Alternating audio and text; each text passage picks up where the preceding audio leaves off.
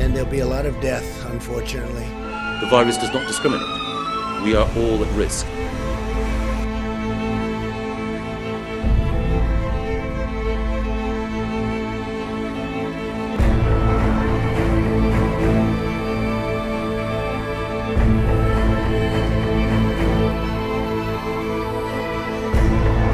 COVID-19 has been a wake-up call for the world. People are ready to readdress their relationship with animals.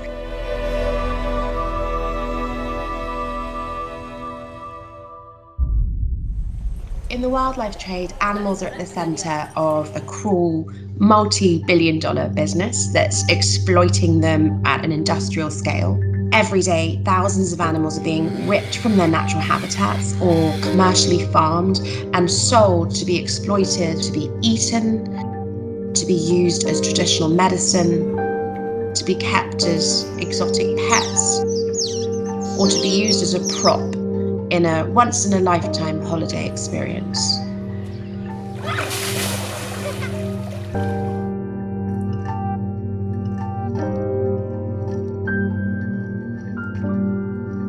We know that 70% of emerging zoonotic infectious diseases come from wild animals. And yet, globally, we continue to package up animals and sell them on an industrial scale. They're taken from the wild and they're commercially farmed in cramped and stressful and unhygienic conditions that lead to a hotbed for emerging infectious diseases.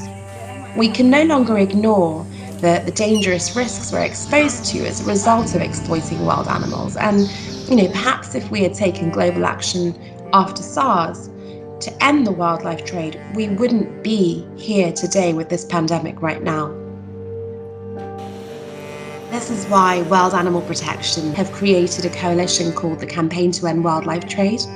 There's 22 organisations, and we're all calling on Boris Johnson to back a global wildlife trade ban at the G20 meeting of global leaders in November to help prevent a future zoonotic pandemic from occurring.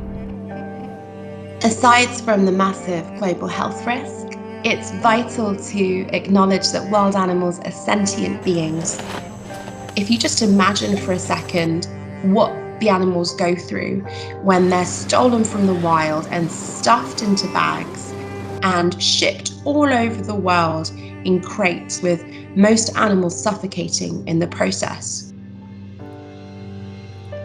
The demand for traditional medicine has devastating consequences for many species of wildlife traded globally every year for their skins, or bears who are poached from the wild or farmed for their bile. The cruelty and poor conditions these bears suffer on farms leave them susceptible to diseases, which can then be transferred to people in close proximity to them. And this risk to public health can be completely eradicated with a global wildlife trade ban. It's tragic and ironic that the Chinese government recently recommended the use of a bear bile product to treat the symptoms of COVID-19.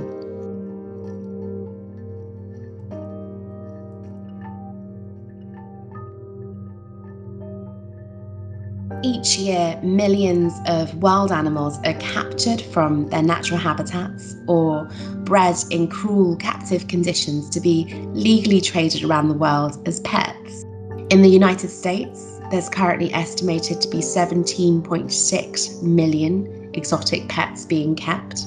And in the UK, we're currently importing thousands of protected wild animals legally. Recent wild animal protection research shows that over half of Brits are still unaware of the scale of the completely legal trade that's happening of protected animals into the UK.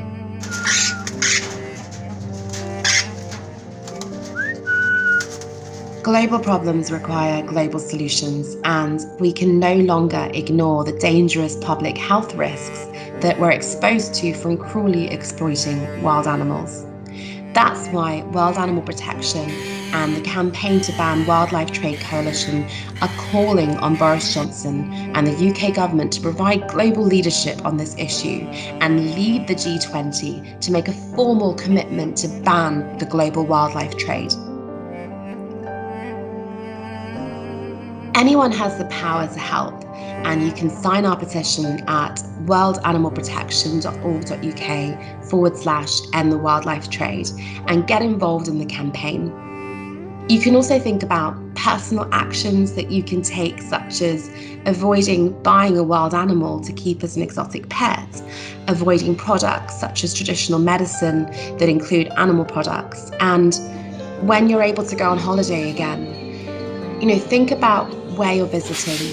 Don't go to tourist spots where dolphins are being kept in captivity or elephants are being used for rides or bathing attractions, and instead visit genuine sanctuaries where there's no direct contact with animals and they're free to behave naturally, or even better, see animals in the wild where they belong.